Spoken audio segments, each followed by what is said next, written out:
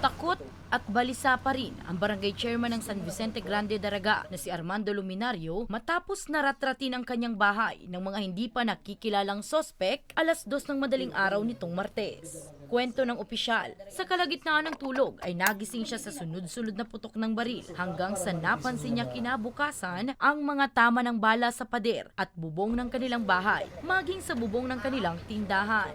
Agad naman daw siyang nagtungo sa himpilan ng pulisya upang i-report ang pangyayari. Bali, nga na, nervyos. Lalo nung pagkariparo may na suwarong talagang punteriya, so pamilya ko na nervyos na.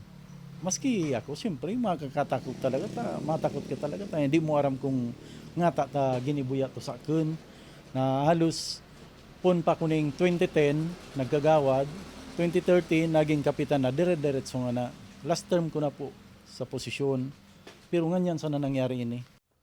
Dagdag pa ng opisyal, wala naman siyang kaaway o nakaaway na pwedeng nasa likod ng pangyayari. Pero wala man barang po ako natatanda na nakadiskusyon nga arugsan. Kaya nga ni sabi ko, sa mga residente ko sa Biluga Barangay, sana magiringat kita ta malay mo kung sa iba man gibon ini.